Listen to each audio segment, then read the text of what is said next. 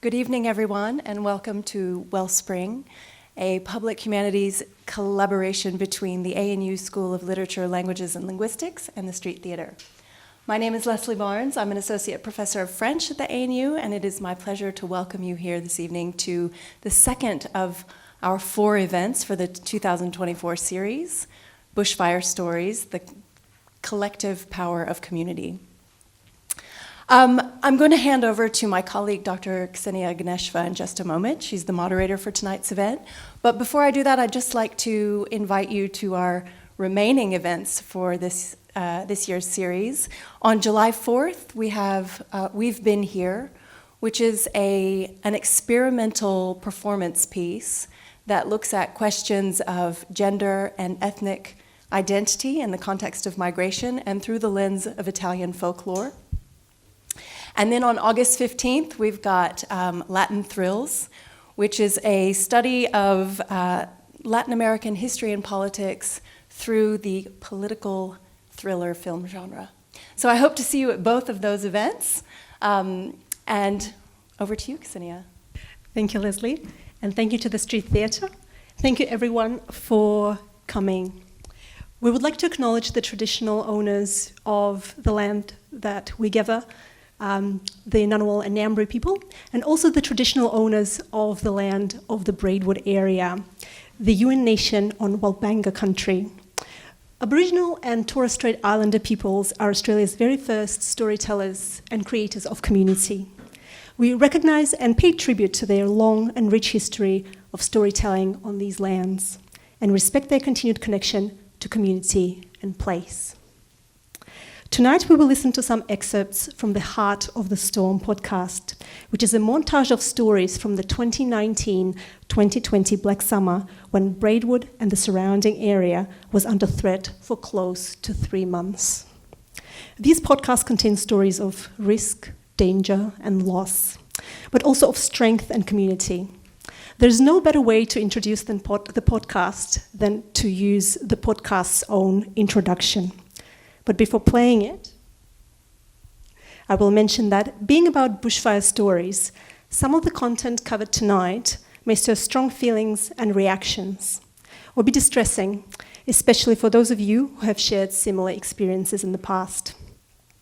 Don't hesitate to reach out to those who have come with you, or to the Street Theatre staff, who can direct you to a quiet place in the venue if needed. We also have flyers available with details of some organisations you can contact for further support. So, let's be introduced to the Heart of the Storm podcast series. If the fire were to cross the Shoalhaven before 11 o'clock tomorrow morning, I would be very, very worried. Oh, okay. Well, it's been better. There's some boys up there, there's Dojo Match, where all the lights are. Matt would want to know, is it crossed the river yet? No. Is it crossed the river yet? Not that I've seen, but I'm going to go look. I think it's coming. We knew that if it got across the river, it had an uphill run through heavy fuel load out there with all of the scrub. It was this great long finger of Kunzea parvifolia in petrol bush, pointed right at the heart of town. Given how dry it was going to go off like a bomb. Unfortunately, I have to report that the fire has jumped the river at Bombay, and Braidwood is now on alert. You're listening to an original podcast series, Heart of the Storm, proudly brought to you by Braidwood FM. In 2019-2020, Braidwood, a small country town in rural New South Wales, faced its worst bushfire season on record. I suppose prepared for 44 years for the event of 2019-20, I guess you could say. At times, Braidwood was completely cut off from the rest of Australia, surrounded by bushfire. I remember saying to Dad, "You've done this before, haven't you?" I had so much faith. I said, no. No, I've never been in this situation before, and I thought, oh my gosh.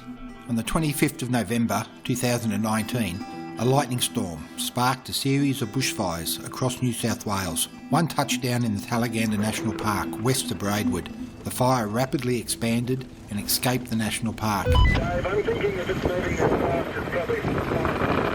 The fire raced towards Braidwood, threatening the township for the first time. Help's on its way, Laura. Here they come. Here they come. Local residents, supported by RFS crews, friends and family, risked their lives on the front line to keep our community safe. That's the thing about Braidwood. You know, these mates just turned up. They knew that we needed them, even before I knew that we needed them. This is their story. We will hear more of those stories tonight through excerpts from the podcast that we will play. To help orient us through them, the panel will be reflecting on the collective power of community, communication and storytelling. At the end, we will have some time for Q&A with the audience. Now, to introduce the panel, we're lucky to have with us Clare Young, creator of the podcast series. Clare has produced, directed, and edited several award-winning films, including Love Forever, which was shown at the Venice Film Festival in 2022, and the series Top of the Lake, where she served as assistant to director Jane Campion. She began her career as a documentary filmmaker with a film on one family's survival of the Canberra bushfires in 2003. And in 2023, having lived through the Black Summer bushfires in Braidwood, she created the Heart of the Storm podcast series. Gordon Waters, the radio station manager at Braidwood FM, is the narrator for each episode of the podcast. Gordon became a vital source of guidance for Braidwood and surrounds during the bushfires, broadcasting updates and information that the community came to rely upon. There is no local ABC radio in Braidwood, so Gordon's communications provided a lifeline for the community. In 2020, he was named Citizen of the Year by the Queanbeyan-Palerang Regional Council for services to Braidwood Community Radio for over 10 years. Hamish Hudson is a renowned musical comedian who lives in Merricumbean on the Dura River, past Araluen on the road between Braidwood and Moruya. Hamish became a primary source of communication and information for residents of the area during the bushfires, using Facebook to update and communicate with the community when other communication sources were lost. Hamish's story features in episode 3 of the podcast series, and we will hear a short excerpt from it today. Catherine Travis is a professor in the School of Literature, Languages and Linguistics at the ANU, whose work focuses on the linguistic and social factors which impact on language variation and change. Her current research project, Voices of Regional Australia, examines regional Australian English through stories and interviews, including those collected for the Heart of the Storm podcast series. And I'm Ksenia Gnevsheva, Senior Lecturer at the ANU, and in my research I focus on language variation among speakers as a function of their social context. I'm also working on the Voices of Regional Australia project with Catherine, and I'm interested in how our voices become a reflection of who we are and where we come from geographically and socially.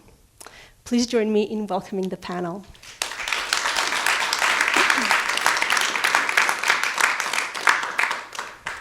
Catherine, to kick us off, could you please tell us a little bit about your research project and also how it connected you with the podcast and the community?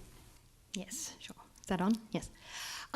So in the Voices of Regional Australia project, we're studying Australian English, and we're interested in how it's changed over time, how it's spoken in different regions and by different community, and how language serves as an indication of our sense of identity and our belonging.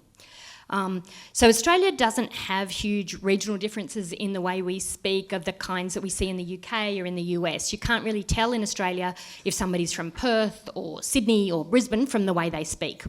But there might be bigger differences between regional or rural Australia and urban Australia, and we know very little about that because most of the work that's been done has been focused on major capital cities.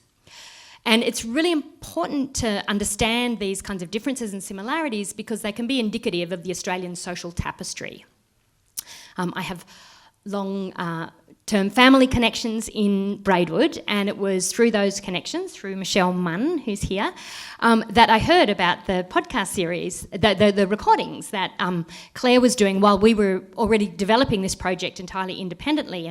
And Michelle said, there's somebody who's doing this project that sounds kind of a lot like you guys what you guys might be interested in. So I chatted with Clare and was it was just uncanny how well aligned what Claire was doing was with our research project, coming at it from a totally different angle. So obviously the stories have great examples of Australian English. That's what we're studying. But another thing that we're interested in is how people's connection to community is reflected in their speech. And these stories are full of people recounting how they were connected to their community and how important that is. And of course the material itself, being about bushfire stories, puts us in a very different kind of dimension of the kind of language that we were looking at, that we were really keen to maybe kind of tackle and do something like that. So we were very excited to learn about this resource that we could use to in terms of a source of data for our linguistic analysis, but also because of the information that's contained in the stories that are there. Thank you, Catherine. Yes, these are amazing stories. And Claire, it's so impressive how you collected stories from over 150 people, and some lasting for hours. And then you collated them into these narratives which demonstrate so well the collective power of storytelling. What do you see as the value of an oral testimony resource such as this, on the one hand for the community that contributed towards it, and on the other hand for Australians more generally to be able to hear them? Wow, such a big question. But first of all, I just wanted to thank you for bringing us here, because it's so special to be able to share the project with you all in this context. So thank you everyone for coming and being part of this important dialogue.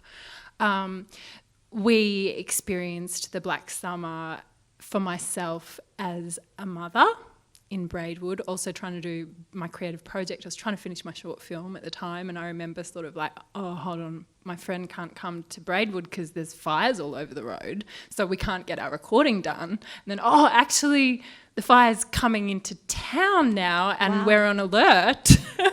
Quick, girls into the bath. You're like, what? My dad's on the phone crying, like, Claire, I'm really worried about you, darling.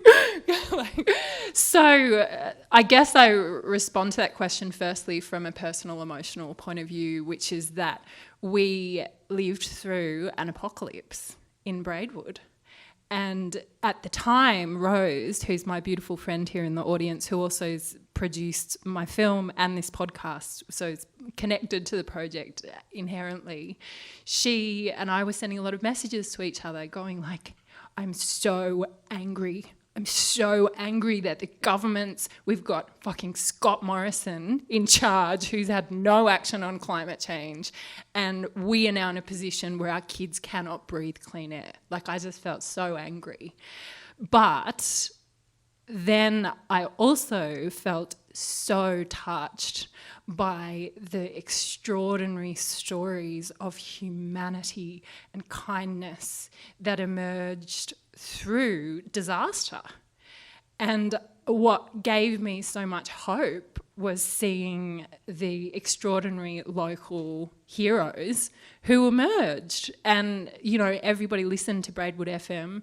For those of you who don't know, Gordon Waters here, like, he became just a safe, calm voice in the kitchen while people are potting around wondering how far away the fires are. And, you know, he'd be reporting, okay, we're going out to Bulge in the Buttawangs, Vera in the village, and we've got Phil on the hill. You know, like, it's just like this beautiful kind of organic emergence of local heroes and local talent and this kind of extraordinary sense of community. And so when the fires were finally put out and everything's black, you know, it was very confronting to have all these landscapes that your children, you go to the waterhole and suddenly everything's dead and black and silent, you know?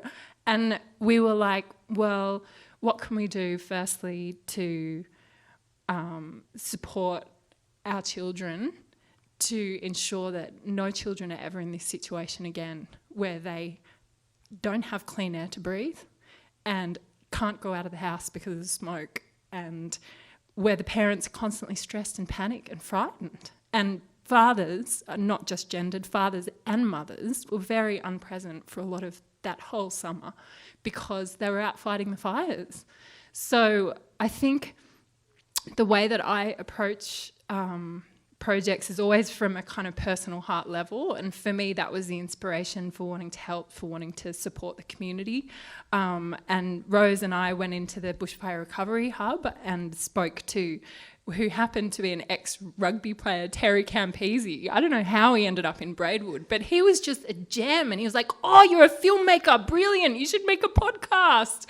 And I was like, I've never made a podcast before, but he put us in touch with Gordon, who's just like so well loved and respected by the community because of the way that volunteer-run radio station really did become the lifeline, and at a heart level was so comforting. Like, we've got people who care about us, who are looking out for us when the systems have all failed, the systems that we know so well.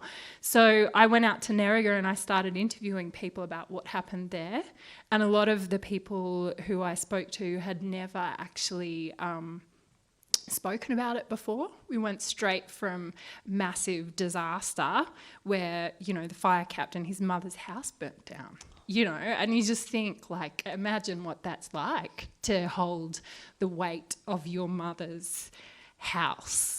Like, and the poor guy was carrying so much guilt and shame, and you could sense it, you know, and like to have somebody for us to listen and go, man, that totally sucks. Like, what a terrible experience to go through. And not only that, like, haven't you guys actually done amazingly well? Nobody in the community died. And just to listen to their stories and the extraordinary, what happened was I started going out there, I interviewed one person, they said, oh, you got to talk to Terry Wingate, you got to talk to Cheryl, you got to talk to Betty, she was the one who was looking after the baby in the house. And then like all of these characters emerged just like out of the most extraordinary, you know, film, these cinematic, colourful characters like Terry Wingate, who turned up at the pub with his thongs and his stubbies saying, oh, my house is gone, so I thought the pub could use the water, you know, give us a VB, mate. Like, amazing characters. And it's so, amazing. yeah, that process was amazing, and we came together and listened to that half-hour story with the Nerriga community, which was very moving. There was people crying, lots of hugging, you know, and like one of the women said, oh, you know, I feel like I'm not alone with it anymore. And I like talking about the value. To me, there's something valuable in sharing in a story, and I think that's something from a story point of view I was really excited to explore. Like every sort of story you take on, it's like looking for a theme, like the thing that holds it together. Absolutely. And to me, the theme in this is the power of community. Like when disaster strikes, local community rises up, and I was interested to explore that from an artistic point of view by weaving together the voices, so it's literally collective storytelling. Yeah, but also it was a beautiful opportunity for me to try and understand what happened myself, you know, and to listen to the stories and try and piece together what happened. And I felt like it would also be a wonderful record for history, you know, that we would have some kind of collective record of what happened, and also very honouring of the work of Braidwood FM, and their archives were just the most extraordinary record, because you just like there would be nights where I'd be listening through the archival till 4 a.m. in the morning, like unable to, like, what's going to happen next, you know. Yeah. That's right. So, yeah, so I guess, you know, and the power of testimony, the project I'm working on at the moment is all about, you know, it's 4 years ago now, this podcast, in terms of what happened, but the project I'm working on now is about how, you know, the documentation of people's stories was able to create societal systemic change. So I think at the time I was hopeful that, oh, maybe if we make these podcasts, you know, like it'll be great for the community, be like honouring all of the amazing people who stepped up and became like the local reporter from Facebook, you know, when the towers ran out, but also I think I was thinking idealistically, oh, this is going to inspire action on climate change, and maybe we'll have, you know, Indigenous fire practitioners coming in to do some work with our local RFS, which, by the way, has happened. So, so I don't know. I mean, I think really the value is... Maybe I'll pass on to so manifold, Gordon. right? Isn't it? the value. You mentioned so many different things. That's right. There are so many. There's value in this podcast on so many different levels. And you mentioned Gordon as well, and communication, right? How important it was. And of course, communication is essential, and even more so at times of crisis. And you, Gordon and Hamish, played central roles during this bushfire crisis in keeping the community connected and informed. We're going to play another excerpt now that reflects some of that from episode 3, Waiting to Burn. Here we hear some of Hamish's story and experience as he watches the merging of the Jura fire and the Currowan fire just as the region lost communication. We've got Gordon, who's somehow wended his way down to Araluen. The smoke is so thick that what's unusual is sort of the colouring of the light in the sky. It's just so heavy with smoke, and the light is just very eerie. Around Christmas time, there was so much smoke. It was dark and it was the middle of the day, and you knew that certainly something disastrous was coming. If it never happens, but we're ready to rock. I saw someone post and say, the Jura fire has got to Knowles Creek and it's crossed and the road's blocked, and I was like, whoa, what? That's 20 minutes down the road. I've only got 2 ways, so I can only go left or right. So that's one way gone. And I went, I'll just go and have a look. So I just drove my Triton down with a water tank on it. And halfway down there, I saw the Jura fire doing its cumulonimbus cloud and the Currowan one doing that. And it was just such an awesome sight. And I stopped and I filmed it. And continued on my way. And I got down to the Jura River Fire Brigade, and it was a hive activity with all the Malua Bay people. And they'd been going up into the forest to cut in lines. There was a lot of organisation going on, and they were talking about putting a line in up towards the Currowan fire, and I popped up to talk to the fire captain. There's 50 people there. Mate, I don't know if any of you guys have been up in that bush. I would strongly advise you don't go in there. And I said, I got a video of it crowning, and I'm like, can you send us that? We've got to send that back to the HQ. Oh, righto, okay. And first thing I was like, that information can help people. December 30, 2019, 8:51pm. It's the Jura fire. That's the Currowan fire. Went to check on the Jura fire this Arvo and check out these mean cumulonimbus flammagenitus clouds. And there's the plume from the Currowan fire swooping over it. Yes, word on the street is they will join tomorrow. I posted that and it went ballistic. 18,000 people watched it or something. And I thought, I'll keep on this. I will provide updates. It's just absolutely bloody incredible.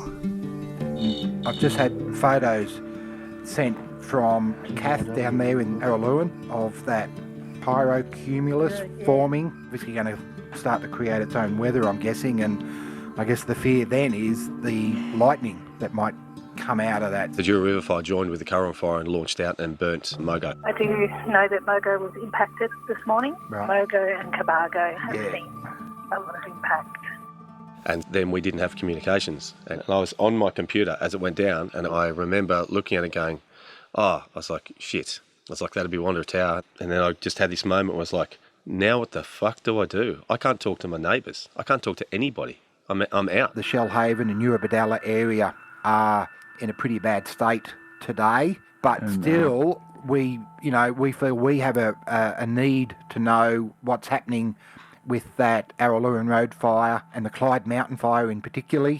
Yeah, look, we feel a little bit shortchanged by not being able to get to talk to someone. So, look, we will certainly seek other alternatives to be able to keep some updates coming.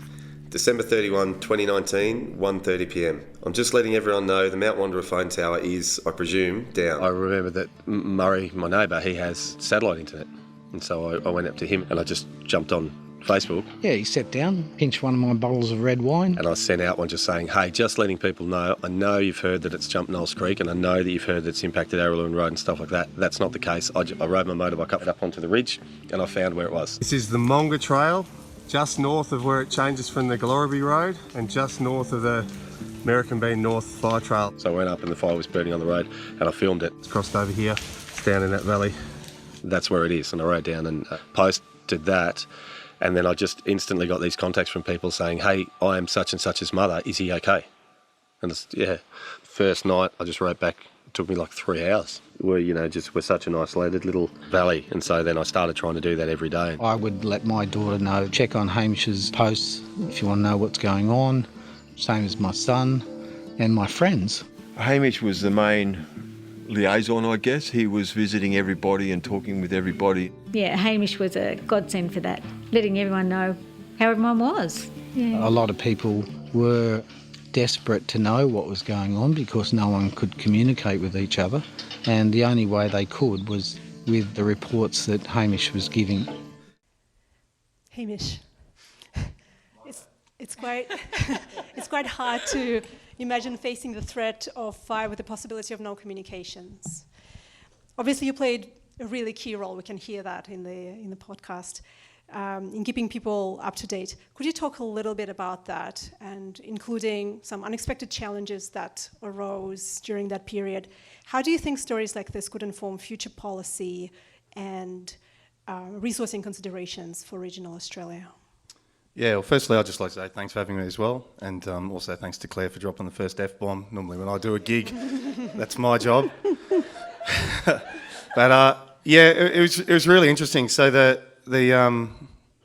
the Facebook stuff, like that, I know a lot of people, in this day and age, that's the difference between, especially if you're someone like me as a performer, that's the difference between winning and losing in our current world. That is not why I did that stuff at all. It was really unintentional. Like that was a really strange thing to be unexpectedly thrust upon me, that I could calm so many people down. I actually just did a post to make sure that my sister and my close friends knew that we're okay. That's all where it came from. And then it was at that point where I was like, oh, holy moly, there's so many people in my valley that aren't up to date. They're old school farmers. They're father's son, and they're quite reclusive and stuff like that. So they don't communicate. They don't have a Facebook page. They're not online. So their only way out is a phone call. And our phone tower's gone. So who is going to speak to those people? Where are they okay? You instantly realise how alone you are in the world. It sort of give you flashbacks of 100 years ago, where to check on your neighbours you'd have to ride your horse to your neighbour's place. Like that was instant realisation, and I think that's what happened at that moment when my computer went down, and that was a dead set realisation. I was like, fuck, what do I do now? My road's blocked and you can't communicate with anyone. What do you do? What would you do here? What would you do in Canberra if you had to communicate with someone that's on the other side of town? How would you get there? And if the road's blocked, how would you communicate with your loved one that's on the other side of town if there's no communications, the road blocked? I think I guess it's a little more tangible because we live remotely and semi-remotely, and we live rurally. So people go, oh, well, that's what you get for living in a road and living in a bush like that. So they can extract themselves from the city.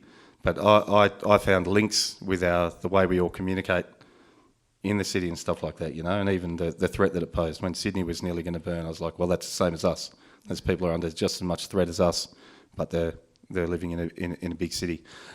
A couple of things I mean, if I got an opportunity to talk to the coroner's inquest or what it was, a couple of recommendations I would have made is that the ABC organise specific times to talk about specific regions. Because people like me, we get free-to-air television from Vast, which is a satellite network, so you could get your TV no matter what. You'd have your TV going on all the time. They're talking about someone having smoke inhalation issues in Melbourne, and I was like, well, fuck you. It's like, where is the fire at Braidwood? Tell me something. You can't sit in front of that because you need to be out prepping your house. You need to be taking an IBC container to your neighbour's place or knocking a path into the river or something like that. So one recommendation I would have in relation to Australia, communicating with Australia, is setting up times that people could look. The National Carrier Service would say, we will speak about your region for 10 minutes at this point in time. You'd set your alarm and everyone would watch your TV, or they'd go to their neighbour's house and they'd watch the TV at that point in time. The second one is our telecommunications network. I hate the machine. I hate the government. I hate money. I hate lots of things. For someone that gets up and tries to make people happy, that probably sounds a little bit depressing. But the reason I hate it is for reasons like it's for privatisation, stuff like that. So I've got a really steep hill on my block, a really steep pointy hill. The river is 100 metres above sea level. That hill is 180, 190 metres above sea level. After the fires happened, we didn't realise this at the time, but after Wanderer had burnt down, there was one dot of Telstra reception at the top of my hill. So I had between 1 and 10 people, 10 neighbours coming there every day to talk to their loved ones and talk to people. If you're the Australian government, and I don't know if you know how frustrating it is when everything's burnt and you've got no access and you can't get in or out, or you can't get supplies and you can't talk to people, to see SOS only on your phone. I don't mean to be rude. Who was it? Scotty? Yeah, flick the fucking switch. Flick the switch. If we can do it when it's emergency only, isn't that a goddamn emergency? Flick the switch.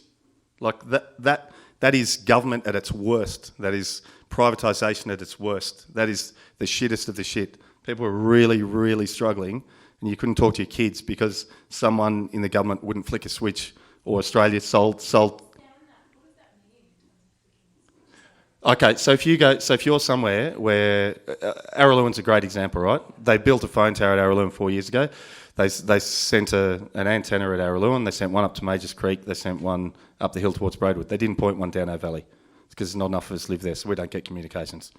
Luck of the draw, whatever. That's why I get my communications from Mount Wanderer, which is down near Maria. So if you're on Optus and you go to Araluen, your phone says SOS only. That means if you need to make an emergency call, that tower will be overridden by the processes they have in place, and your Optus phone will call on a Telstra network. Now, our Optus tower burnt down at the coast, and we could see SOS, so we had reception, but we couldn't make a call. Yeah. Does everyone understand what? Yeah. You know what I mean? I pay taxes. Yeah.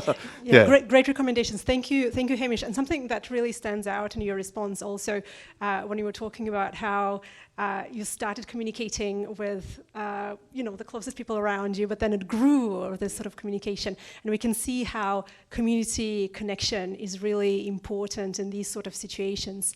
This is another theme that emerges very... Sorry, can I just add something to that? Very briefly. Yeah, certainly. Just with the power of communications, what happened with Hamish's Facebook posts, I picked that up in the studio, and I could see he was trying to communicate that message to his Facebook people. So I picked that up, and I was actually broadcasting Hamish's posts over the air, so other people knew. So it grew wider, and it got to a point where people would message me in and say, "We haven't had a Hamish post lately.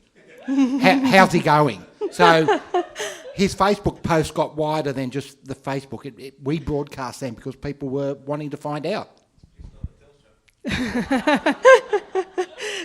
Exactly, that's excellent. Yeah, so these examples of community connection are found throughout the podcast series, and it's really amazing.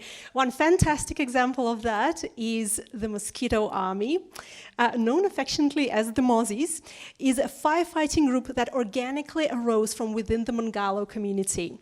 It brought together people who weren't firefighters registered with the RFS, but who had a lot of skills and equipment, and who were sorely needed when the scope of the fires was far beyond what could be managed by the RFS.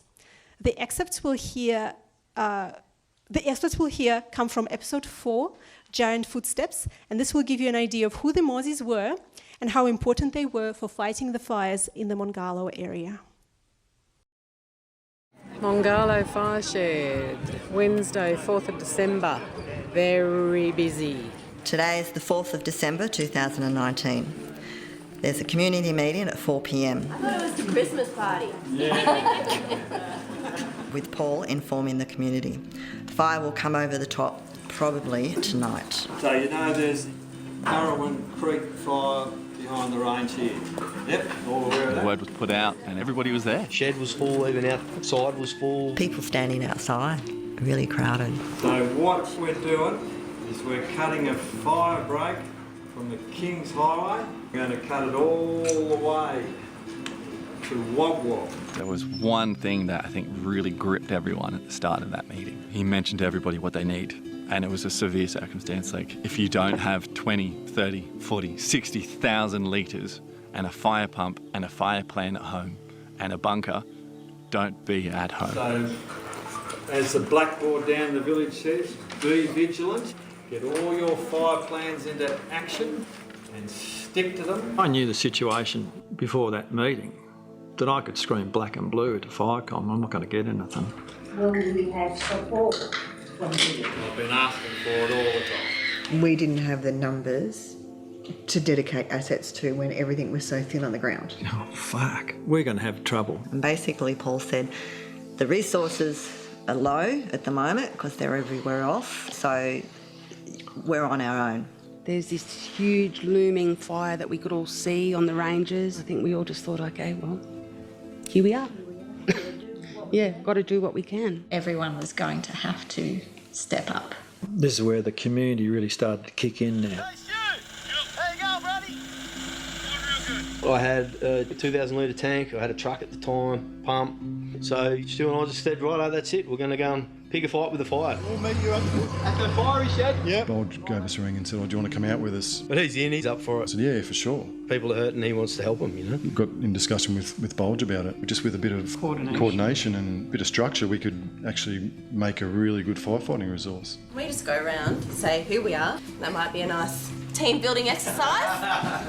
Yeah, we had heaps of friends as well as friends of friends. G'day guys, I'm Freddie. Yeah, just down to give a hand. I'm Mitch. I'm staying with Bulge and Holly. Here I am to help. I'm Nathan. I'm down at Bendura. I'll be listening in on the app. Yeah, John Radburn from Butterwong, looking after each other and everyone. I started organising more and more people with tanks, and pretty much everyone along here, they all had their own ute with a pod on it. So many different walks of life. Yeah. Came in to be a Mozzie. Pretty impressive. I'm Ben Gleeson. It's really good to have the opportunity to help out. We're all lucky to be here, I reckon, and being able to do something. We became a branch where we had a HQ element being Adam Honey, who would go in, get briefed, and then he would back brief the rest of the people. I'm Paul. I'm Hugh and Rena's son. I am the daughter of Adam. I've been here for 14 days now. You'll see me in the battle truck. And it just got so big that we had to actually move from just under the veranda here over to the shed. So all of a sudden we had a little army. I've been cruising around with the mosquitoes trying to keep up with the RFS guys. Man, they're good, far out. We had controlled our edge, we back-burned all the way along, and then across Fagan's Creek had been burnt, and then all the way down the road and up to the Butterwong had been burnt. So we actually had a contained edge. We were assuming it was nearly blacked out, right? But somewhere along the line it jumped, and so it was free, and we had an uncontained fire. We were sitting in the shed getting briefed for the day when one of the locals pulls up in a car and says, I need 2 fit young men, stat. There was only 2 people that fit that description in the building at the time, so we just got up, grabbed these backpacks to fill up with water, and we get ourselves to this spot fire, and it's starting to take off. I'd noticed that there was a paddock in front of us that was burning a little bit, so I started putting it out, and then my crewmate comes up to me, whacks me on the shoulder, and goes, not that, what are you doing? That! And I look at the inferno, I'm like, you want us to get that? We go, shit, if we don't catch this now, we're going to be buggered. It'll be in the village before you know it. I called everybody who was around. I said, right, Bull's place, go. When he rang, we were right there, back of Bull's place. But we couldn't see the fire. So we're like, no, there's no fire here, man, no. Paul has this ability to say, the funny tree on the left with the right-handed leaning tower of pizza, boom, there's this fire. Which is bad because this is coming in towards Mongolo Township and can easily rip through those paddocks and be in the township and destroying houses. Stu's got his hose, off he goes. I could see a downed tree, very dry leaves, and I'm like, if it hits this tree, we're not going to be able to stop it, it's gone. And my hose pulls up like a good 20 metres short. Where I'd parked the truck, there's cow pats. They catch on fire like you wouldn't believe. So under the truck was on fire. And so I'm screaming at Bulge over the radio, get the fucking truck up here, mate. And Bulge is like, yeah, I'm trying, mate. The truck's just on fire, so I'm putting that out. He gets the rake and he starts making this fire break. But on top of him, above him, there's fire everywhere. Jumped through the fence and just started putting this fire out on the edge, and it just started growing and growing and growing out into the forest. It was huge. Ran into the bush and started furiously digging some form of scrape. I had to get in under that fallen tree with all the leaves on it. I could feel the heat. I was starting to sweat.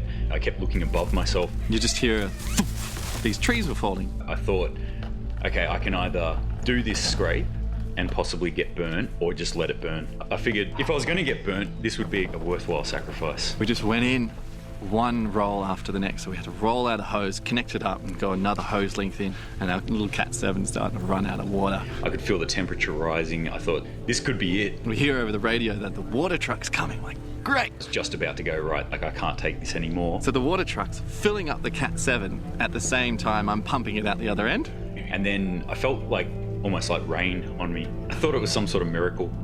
But then a gust of water came through and I looked over to where it was coming from and I could see two gangly looking RFS members at the full extension of their hose just spraying it on towards me. Put out this tree that's burning and from behind it pops this head of one of the mosquitoes with a rake hoe. I pulled down my mask and I said, it's Stuart. And he goes, bro, it's me, Ned. And it was great to meet him in the middle. Man, you just saved my life.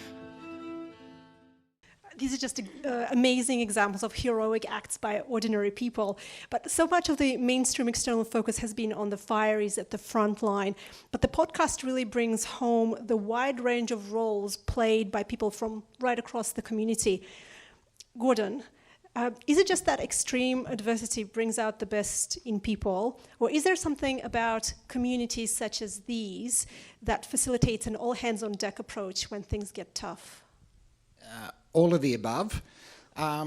Look, for anyone that's growing up in a community, a rural community, a small community, look, you walk down the street, you know everyone, you say hello to everyone knows each other's business to a certain point, and which can be good or bad.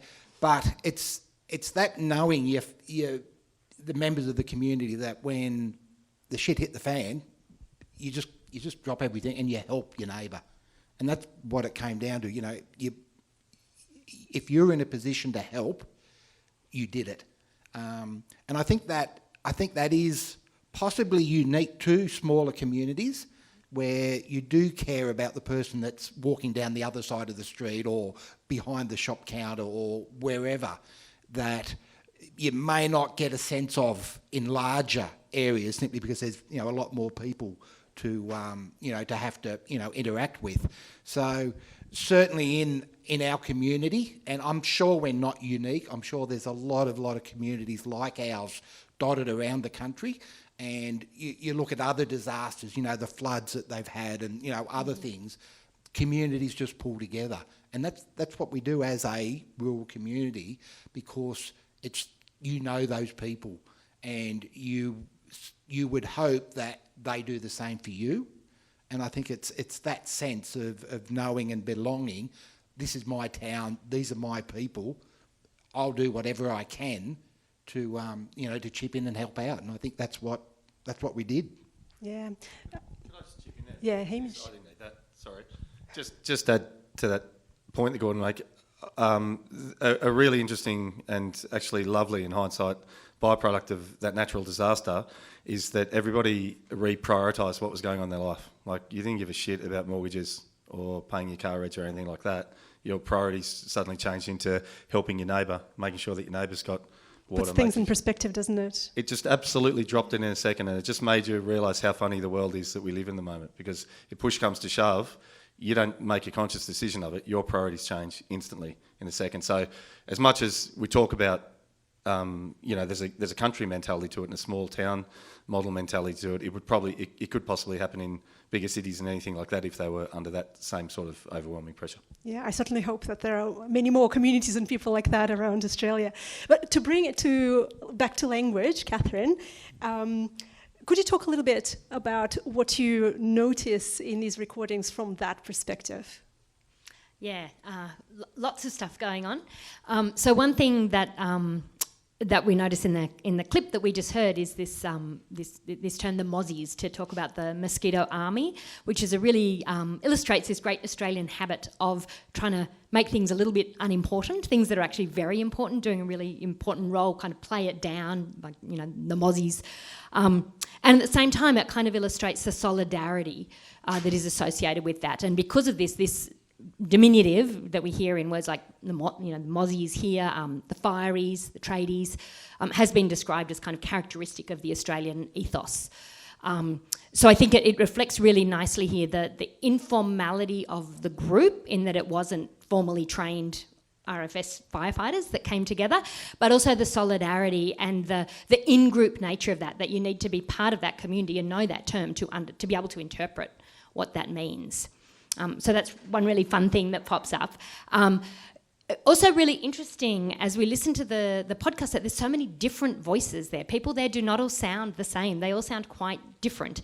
And of course Braidwood is a diverse community. There are people who've been there for generations. There are people who are newer in the region. There are people who live in the region and work in Canberra, for example. So how does that sort of work in coming together as a community? How does the sense of belonging that Gordon talked about work there? And how do we see that manifested in language is something that we're really interested in trying to explore.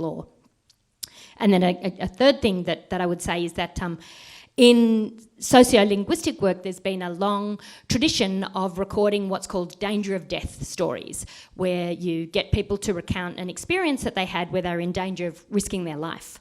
And the idea is that because that's such an intense narrative that you're not thinking about how you're speaking, you're just telling your story. And here, of course, we have these extreme danger of death stories, like the ones that we've heard, in a relatively recent experience. So it kind of takes that whole long-standing sociolinguistic idea really up a level, and the enormity of that is not lost on us. And so we're working really hard to try to think about what more we can do with these amazing stories so that they are serve for our research, but they're heard much more widely and have the kind of impact that Claire was hoping when she initially created them, which is of course very hard, but it's through stories like this that we would like to think that change can take place, can be initiated. Yes, thank you, Catherine. These are amazing stories. We only have one last excerpt for all of us to listen, and this will be a clip from episode 2, The Good People of Nerriga. This episode documents an extraordinary story of the bushfires reaching the town of Nerriga and how the community had to evacuate their homes and seek shelter in the community hall. As the hall quickly proved itself unsuitable for protection, everyone was moved to the Nerriga pub, owned and run for 10 years by Phil and Sarah Smith. The pub and community members then become the literal and figurative heart of the storm. The episode went on to win an Australia Day Award in 2022 from the Queanbeyan Palerang Regional Council. Let's have a listen to the story from the people who lived it.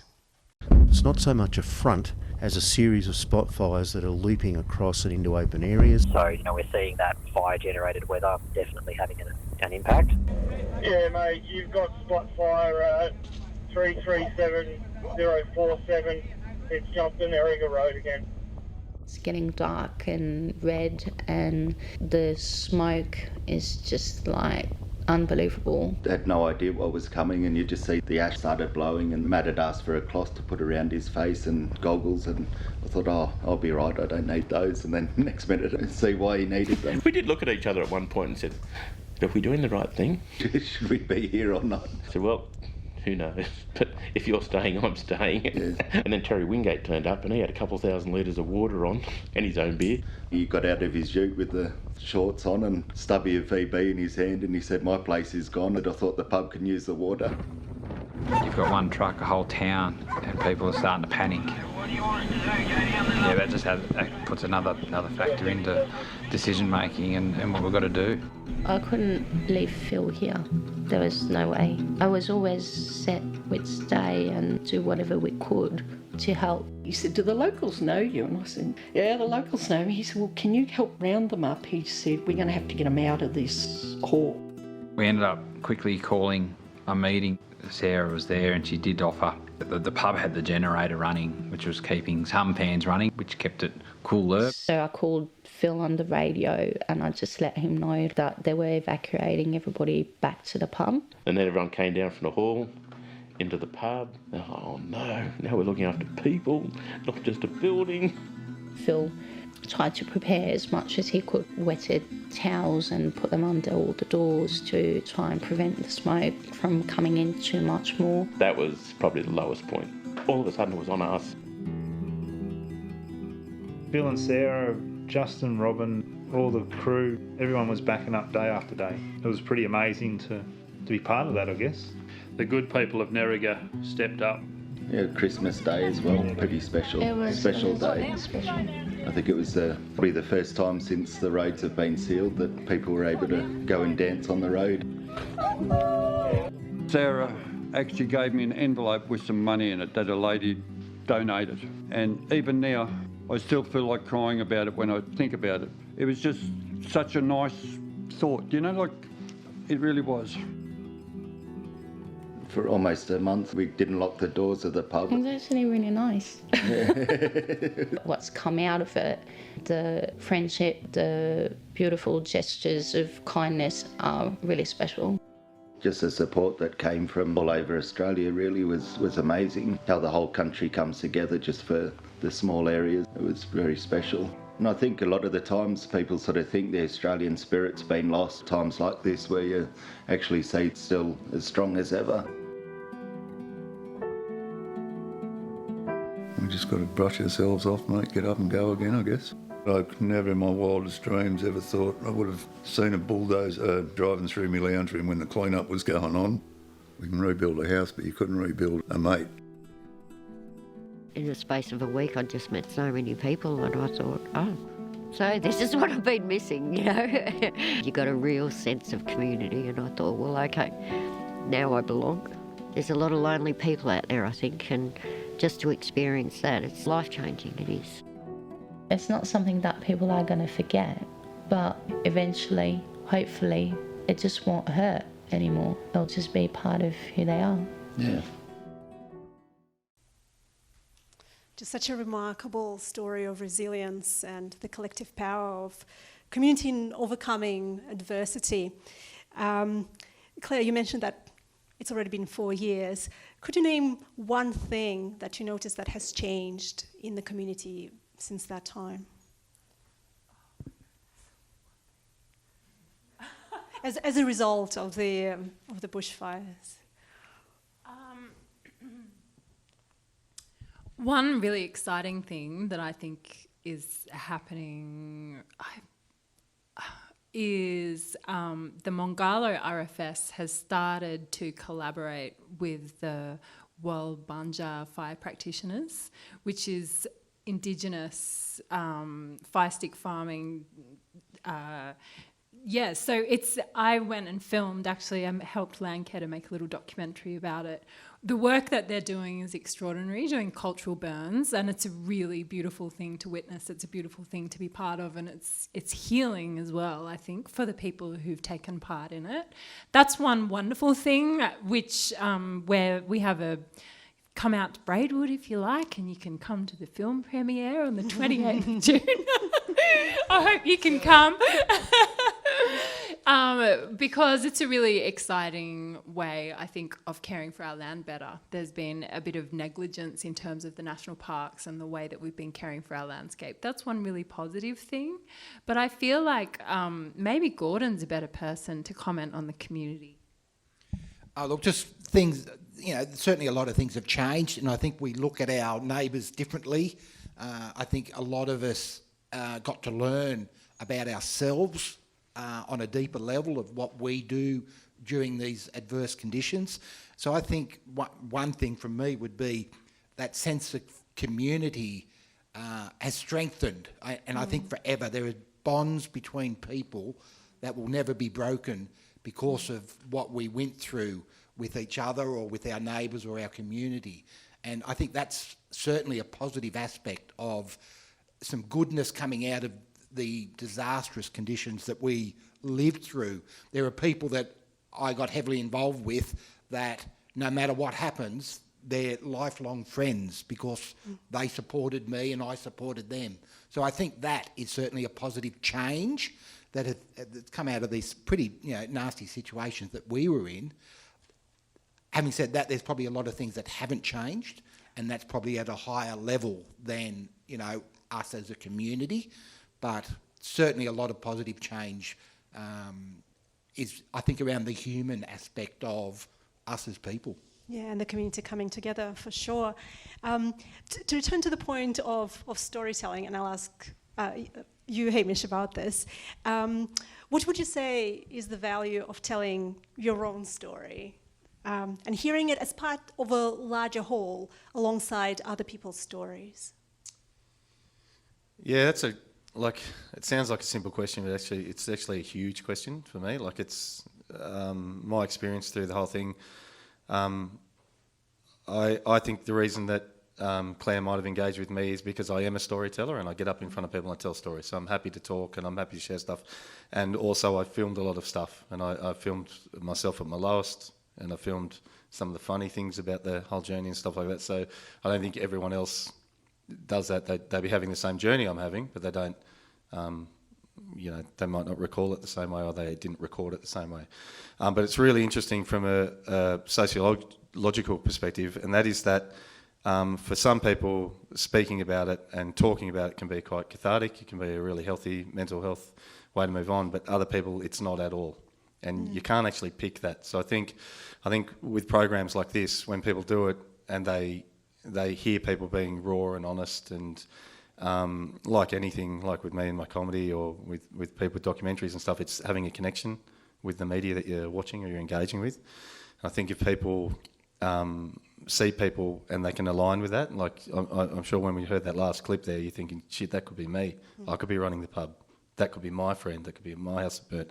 I think there's a really, really red hot connection with there, and I think that gives people an opportunity to make that make a personal decision as to whether they want to share their story or not share their story. Not everyone's going to talk, but I think it's like, I don't know, I give a really quick analogy, and that's a mate of mine. He's passed now. Back in the day, and he was the best man at a mate's wedding. Superstar sportsman, first Indigenous guy to ever represent Australia at rowing, 6'4", charismatic, handsome, funny, everything. He got up at my mate's wedding, and he couldn't speak. He was like, oh, this and whatever, oh, shit. And then he just goes, I'm fucking shitting myself. And everybody laughed, and everyone joined in, and everyone connected with him. And then he went on to give the best man speech of all time. And I think that's the way these stories can help people, is if you have that connection, you can you can place yourself better as to whether you want to talk or where you want it to sit in your brain, or who you can align with, or who you might walk up to at the shops and see that. The other very brief one I'll say is my neighbour Paul Hemler, who spent hours bulldozing all around our places, was an absolute superstar.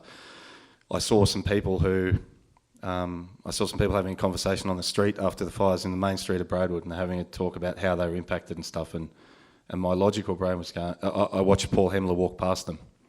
He's a recluse. He doesn't talk about people. He certainly wouldn't want to speak about this out loud. He wouldn't have wanted to be involved in the podcast or whatever.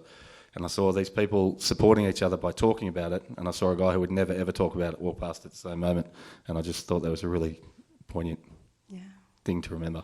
Yeah, very interesting. And of course, storytelling is such an integral part of who we are as humans too. I just wanted to add, I'm really interested in Hamish's perspective, but I wanted to add that, Braidwood is such a small community, and you walk down to the shops, to the IGA, and you see people and everyone, you know everybody. But one thing that I found really moving was that I had people who I'd seen around but had no idea about their stories come up and say, oh, Claire, I just wanted you to know that I listened to the podcast and I cried and thank you. I'm so happy that we have this documented, because it's not just their story, it's my story too. And that was the moments where I've been taken aside by people I would never expect, particularly men, I think, like the guys from Braidwood Rural. I had a few guys who listened and was so moved. And I think what you've done, Hamish, and everybody who was courageous enough to share their stories, is also telling the story of other people who didn't necessarily share or record their interview or put their hand up. So I think that's a really beautiful thing for me to take away from it, at least. Yeah, for sure. These stories are so valuable. And Catherine, what has been your experience in using these amazing stories in the university research context? Yeah, it's been an amazing experience. I think it's only been possible because of our community connections, working really closely with the community consultant, Michelle, community RAs, engaging with members of the community like the panel and some of the audience who are here tonight. So we've taken very much a bottom-up approach. Instead of us going in with our predetermined research questions and going around and doing our research, because of the recordings that Claire has made, we're able to take our research questions from what's in the data already, what was created by community, for community, at a pivotal moment for that community. And that is very powerful to have, to be able to work with that kind of data. I think it's a new experience for all of us in the project. And so I guess sort of going back to the theme of this series of Wellspring, I think that these interviews really serve as a wellspring of information for us as researchers, information as an account of the historical record, and information also for healing for the community who lived through that. Thank you, Catherine. Yep. I just want to say, I know everyone's is being nice and flattering about everyone's engagement there. There's also something that people that's probably got missed to this point, and that is Claire's ability to get people to talk. Like, absolutely, that's actually a gift as well. And I remember when I was referring her, we heard my neighbour Murray in there. He spoke one of the bits. I can't remember what he said. And I was trying to link them up to talk to you, and he was saying, "Oh, you know, what's she like?" And I said, "Oh, she's absolutely lovely. You know, really good, really compassionate and considerate and stuff." I said, "But be careful, because you're going to say some shit that you either haven't said out loud or you didn't think you were going to say out loud." She's actually got a knack, and I think there's something, you know, when you're talking, it's all well and good to shove a microphone in front of Davo on the street and he can give you one of those hilarious YouTube clips about chasing the guy down the road in his undies or whatever like that. But when someone's trying to connect emotionally with someone, it does take a special person to get that out, because the door can slam down quite easily, or people can be too emotional, or they can be shut off, or they can say, you don't know where I'm coming from, or that sort of stuff. So I just want to say a huge part of it. Yeah, it's a talent for sure. Huge. Well, I'm sure that there are a lot of questions. I just wanted to say that I think I'm the only person who cried more than every other person who I interviewed. It's like, it's so beautiful. And these are such emotional stories, of course. I can only imagine what it's like to sit there in front of the person and listen to them retelling that story. I can only imagine what that feels like.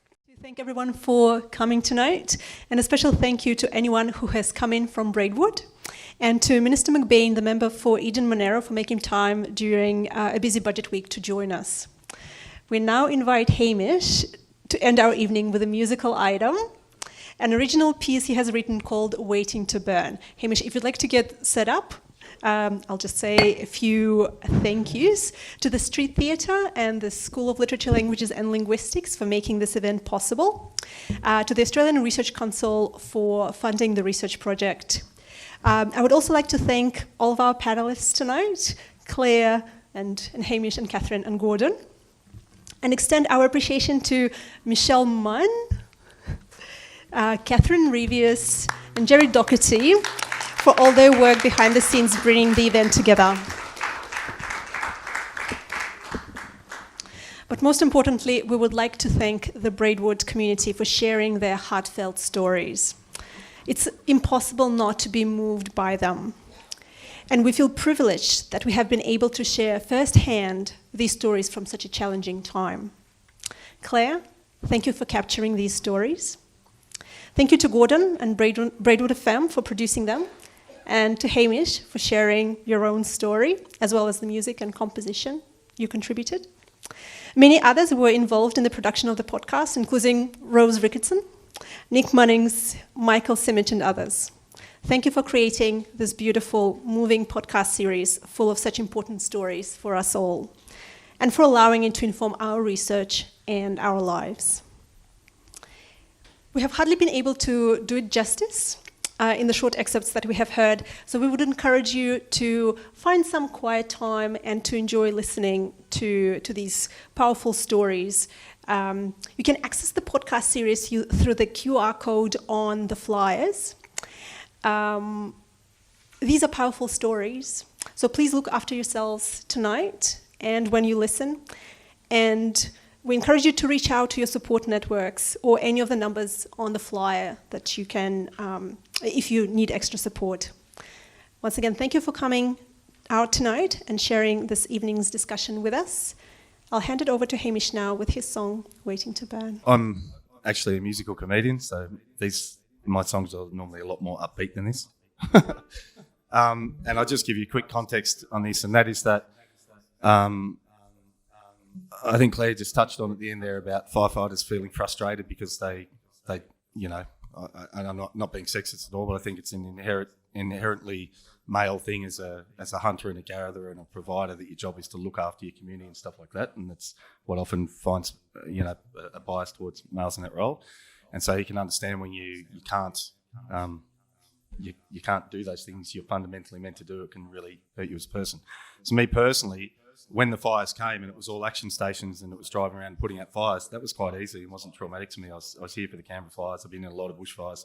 My dad lit a bushfire back in the day that jumped Pooh Bear's corner and we got in a lot of trouble. So the fire itself wasn't that confronting, except for the really, really scary bit.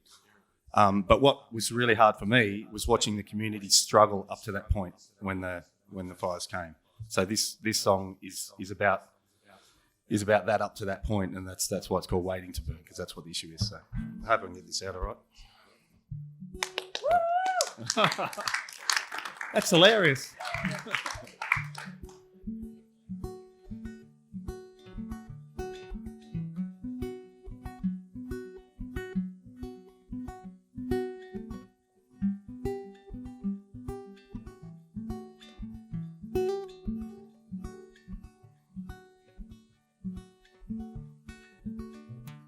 I see the devil in the distance. Oh, I hear him roar, but I can't help but wonder, we've been here before.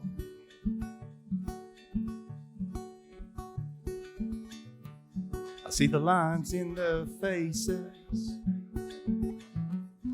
and share unspoken pain.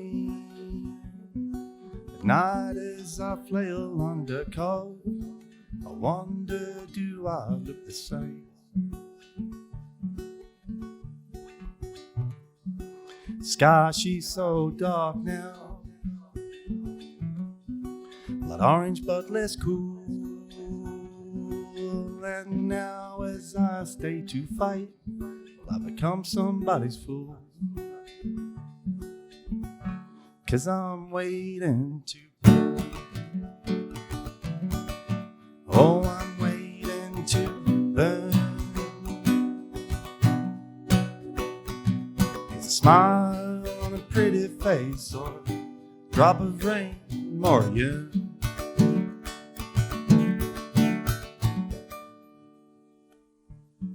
She rolls in like fog now,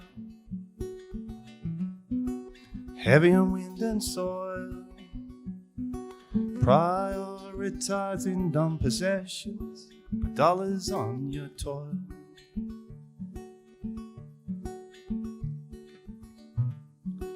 Blue skies like cocaine, no wind like ice. Whatever thoughts get you through, that will be your vice.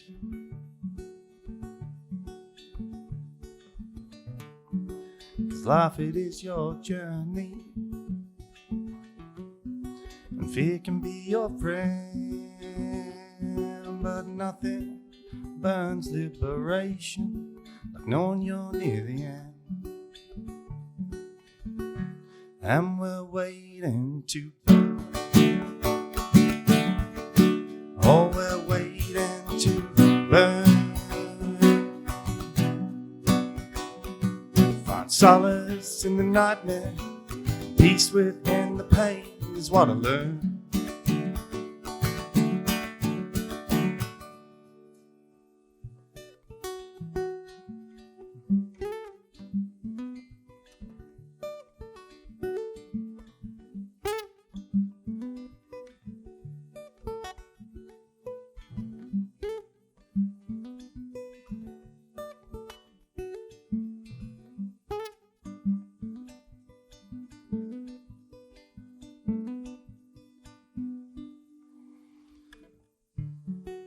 Friends born from strangers, together we fight like ants. Oh, well, none of us are knowing This is our last dance.